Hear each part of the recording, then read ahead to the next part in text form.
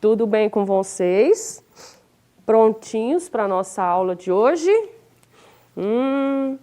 Já vi que estão aí me esperando. Então vamos lá. Na aula passada, falamos sobre os pronomes e verbos, brincamos com as palavras primitivas e derivadas, vimos que o comércio e a prestação de serviço fazem parte do setor terciário e que são muito importantes para a economia das cidades, dos estados, dos países, enfim, de todo mundo. E juntinho com as atividades econômicas, temos os meios de transporte e de comunicação. Bora continuar aprendendo? Hoje identificaremos alguns sinais de pontuação e também alguns adjetivos. A Leloca veio para alegrar e animar a nossa aula novamente. Vamos falar sobre os meios de comunicação. Será que os meios de comunicação do início do século XX eram como os que conhecemos hoje? Lembram que expliquei há algum tempo atrás como que os primatas se comunicavam e como que nos comunicamos hoje? Principalmente com a evolução tecnológica? Então, lápis, caderno e borracha na mão. A animação e falem aí comigo. Luz, câmera, ação, que a nossa aula já começou.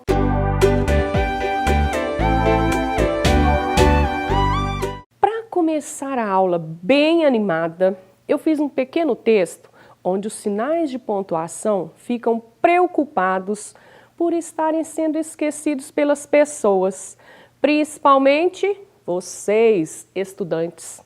E eles resolveram gravar uma aula online.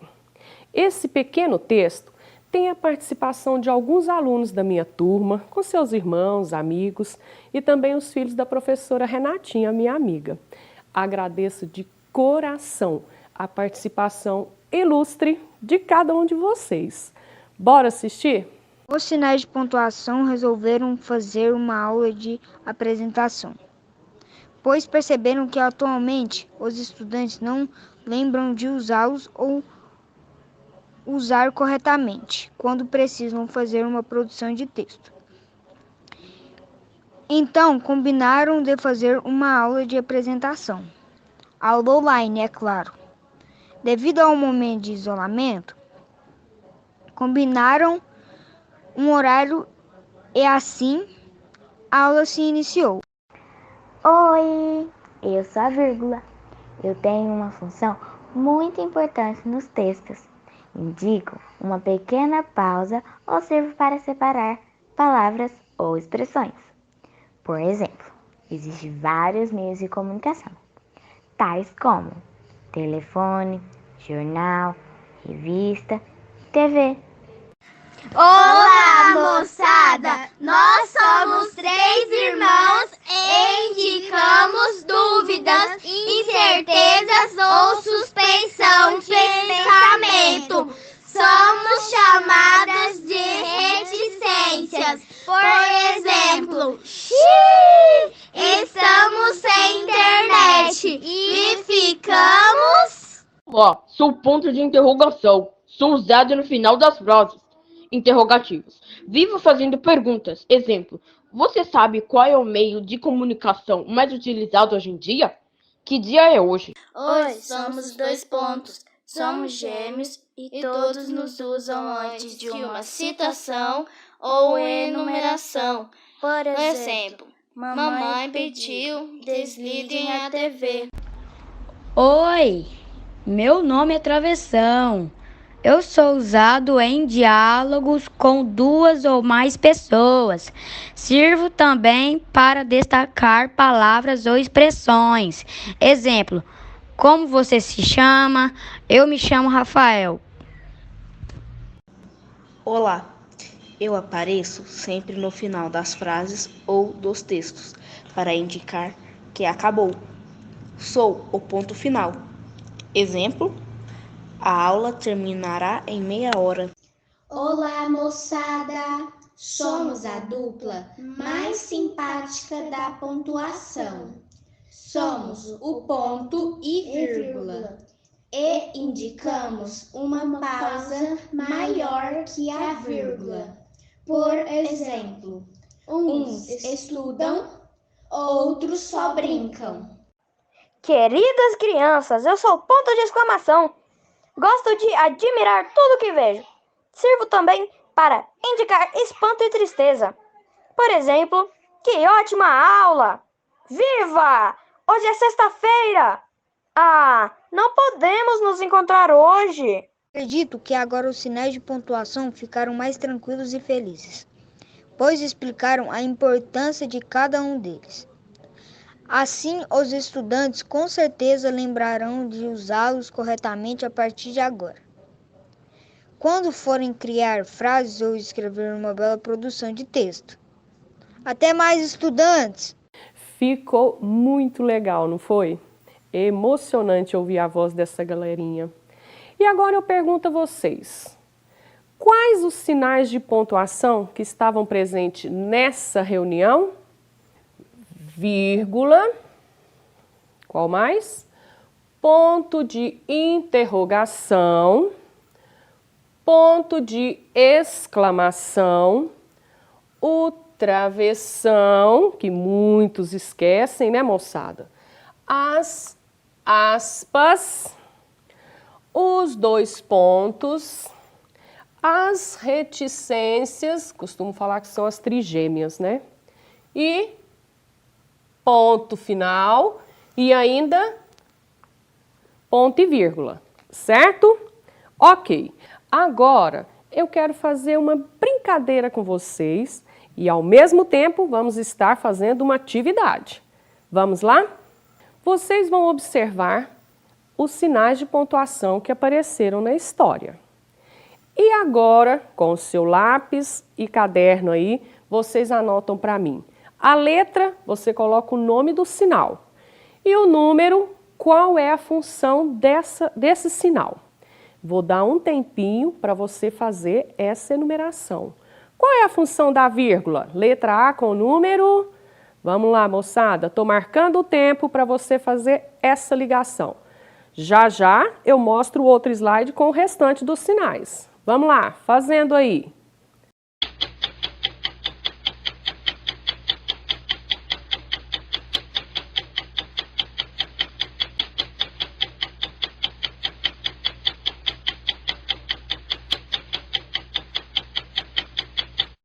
Agora a segunda parte. Continuando. Anota rapidinho que o tempo está passando. Já já vou fazer uma contagem regressiva, hein?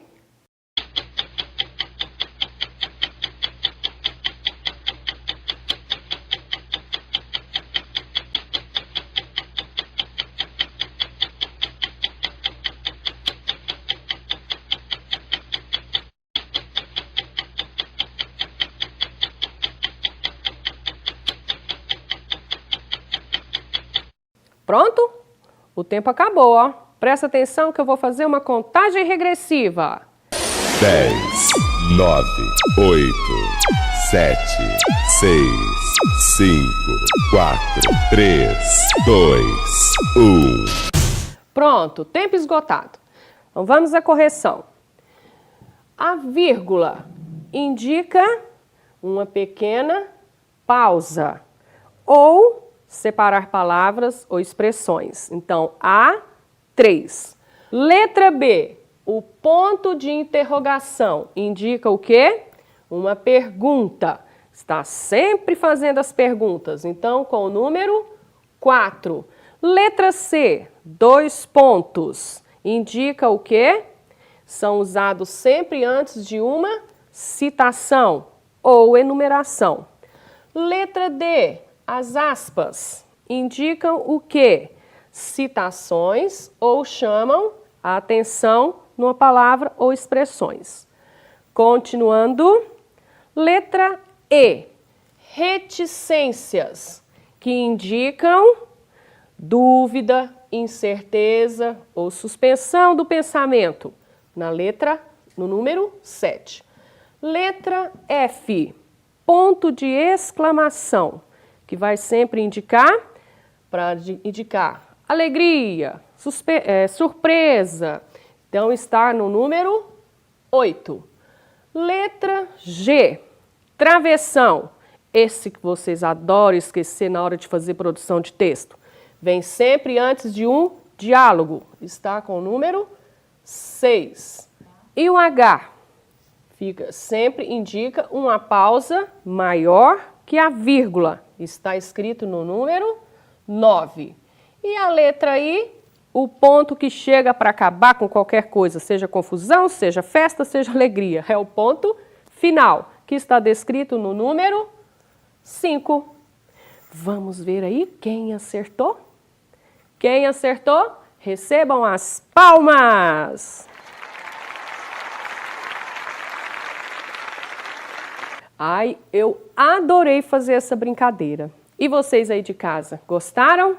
E espero que tenham aprendido direitinho. Vamos continuar a nossa aula. Vejam quem chegou aqui novamente. A Leloca e o Júnior. E hoje eles estão numa implicância um com o outro. Só quem tem irmão aí em casa sabe como é que é. Vamos ler aqui comigo a tirinha. Meu celular é melhor que o seu.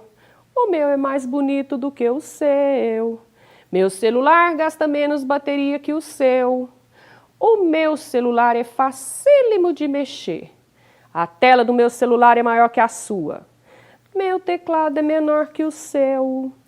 Trrr, alguém aí atende esse telefone? Que horror! Gritaram os dois irmãos, né? Moçada, por que vocês acham que a Leloca e o Júnior gritaram que horror quando o telefone fixo tocou? Vamos ver as alternativas aqui comigo. Primeira, eles não gostam de atender o telefone fixo. Segunda, nem conhece telefone fixo. Ou a terceira, acham o telefone fixo ultrapassado. Nem devia existir esse aparelho na casa deles. Qual vocês acham que é a certa?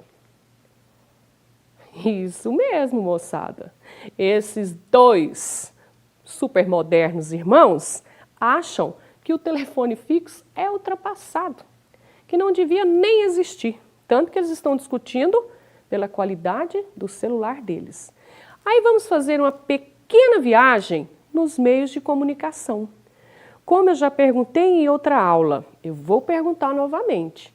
Será que os meios de comunicação que existem e utilizamos atualmente sempre existiram?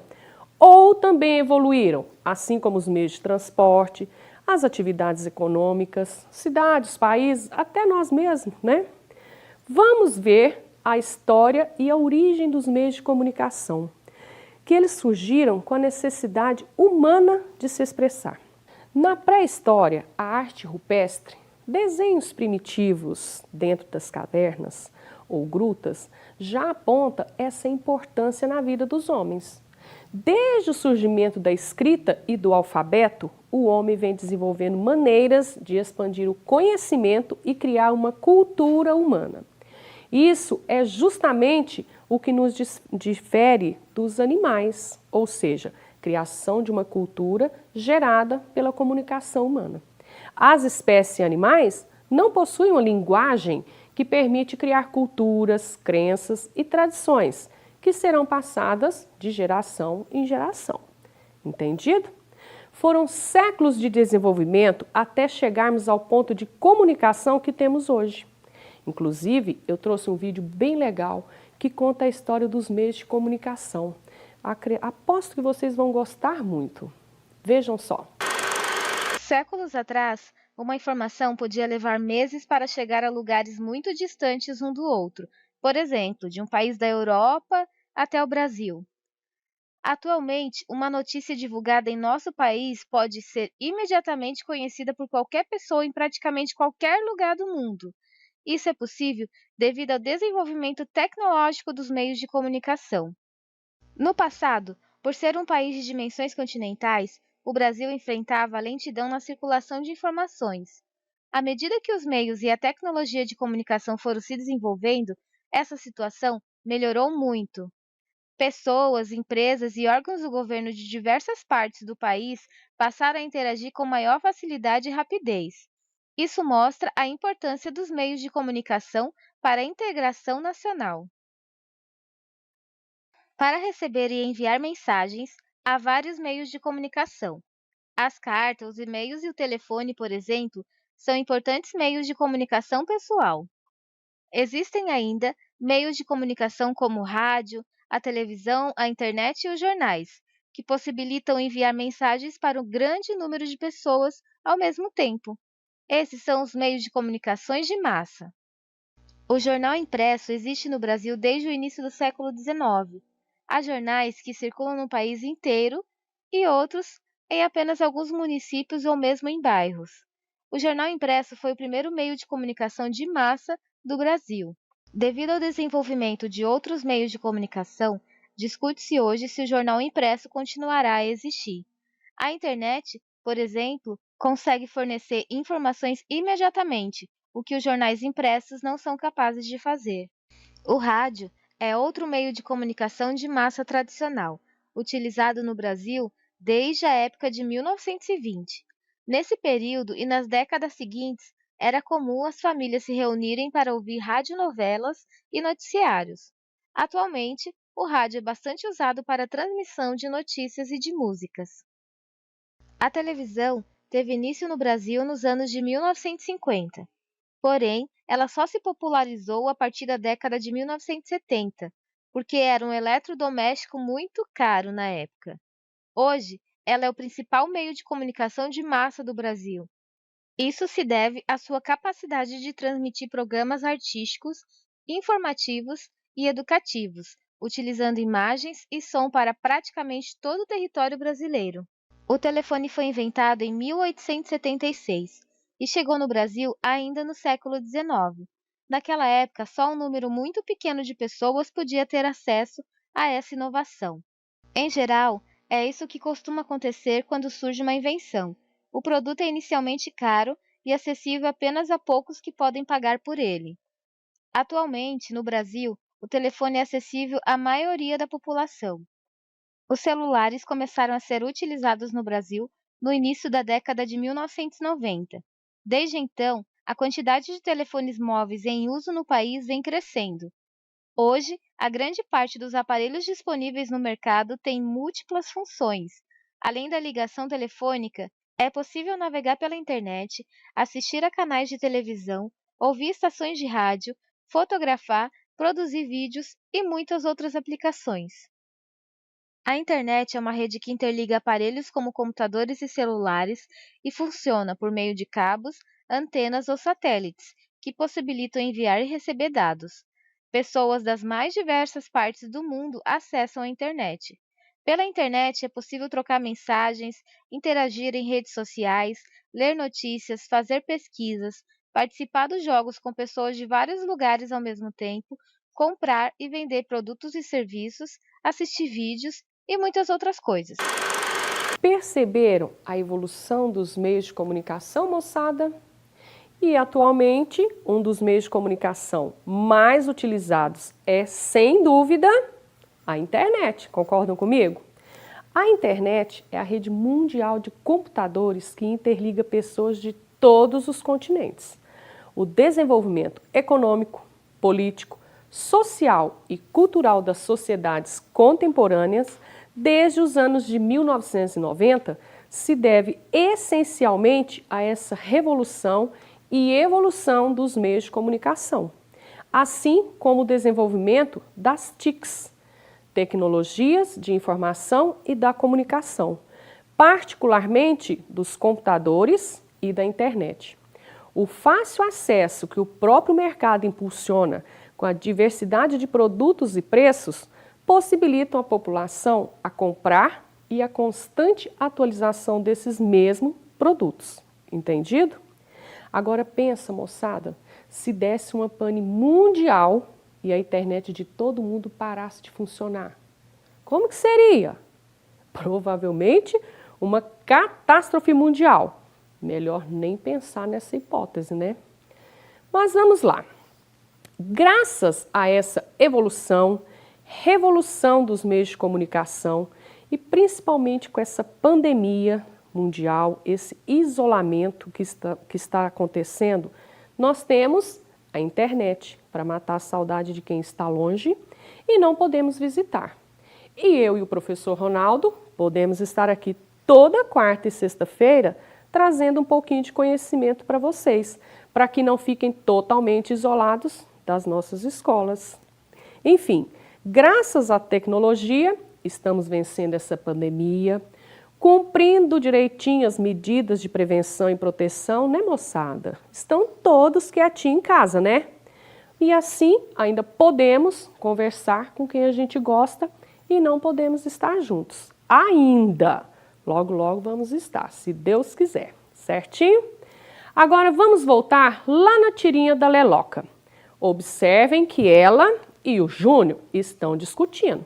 Quem tem celular melhor, qual que é o mais bonito, qual que gasta menos bateria, qual que é mais fácil de mexer, enfim. Estão numa discussão tremenda, dando vários adjetivos ao celular de cada um deles.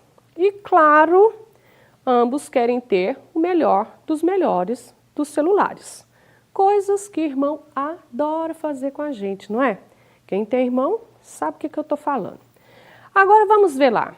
O que são adjetivos? Vamos relembrar, porque vocês já aprenderam isso aí.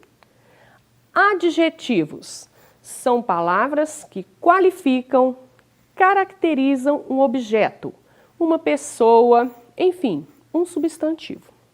Certo? Agora, quando nós qualificamos ou caracterizamos um objeto, uma pessoa, um lugar, qualquer substantivo, nós podemos fazer isso também em graus comparativos.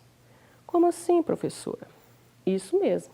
Os adjetivos podem aparecer como grau comparativo de superioridade. É quando nós usamos a palavra mais que ou mais do que. Igual a Leloca falou lá na tirinha. Meu celular é mais bonito que o seu. E nós podemos falar também, né? A minha blusa é mais bonita do que a sua. Você pode falar para mim, o meu sapato é mais novo que o seu, usando sempre mais que. Combinado?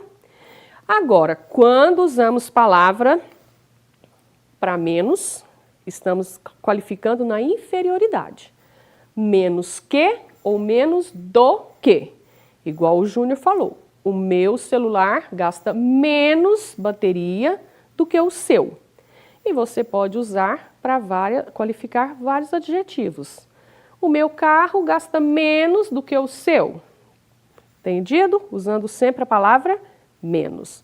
E temos o comparativo de igualdade, que a gente usa tão como ou tão quanto. Se esses dois aí, por exemplo, resolvessem parar de implicar um com o outro, eles poderiam dizer, o meu celular é tão bom quanto o seu. E pronto, mas não. Como eu disse, eles adoram ficar implicando e hoje eles tiraram o dia para brigar. Então eles vão ficar o dia inteiro discutindo as qualidades do celular deles. Mas vocês podem falar, por exemplo, o suco de abacaxi é tão saboroso quanto o suco de laranja, certo? E vamos lá. Continuando. Observem que eles fizeram questão de falar com superioridade, qualidade dos celulares dele. O Júnior citou, o meu celular é melhor que o seu. E ainda, a tela do meu celular é maior que a sua. Aí a Leloca respondeu, o meu teclado é menor que o seu. Enfim, enquanto eles discutiam qual celular era melhor ou pior, eles utilizaram corretamente os adjetivos no grau de superioridade, que tem formas diferentes, que são bom, grande e pequeno. Eles usam melhor, maior e menor. Porque, ai moçada, pelo amor de Deus, né? Não existe mais bom, mais grande e mais pequeno. Santo Cristo! A gente até passa mal de ouvir umas coisas dessa, né? Que horror, como diz a Leloca e o Júnior. Entendido até aqui? E a Leloca ainda usou outro adjetivo para super caracterizar o celular dela. Vamos falar assim. Ela falou, o meu celular é facílimo de mexer. Quando usamos adjetivos com as palavras muito feio, muito feliz, muito fácil, ou facílimo, lindíssimo, fraquíssimo, belíssimo. Estamos caracterizando o adjetivo de maneira exagerada, num grau elevado. Na língua portuguesa, dizemos que esses adjetivos estão no grau superlativo. Certo, moçada? Tranquilo? Entendido até aqui? Compreenderam sobre os adjetivos, os sinais de pontuação? Tudo certinho? Que ótimo! Mas o nosso tempo esgotou novamente.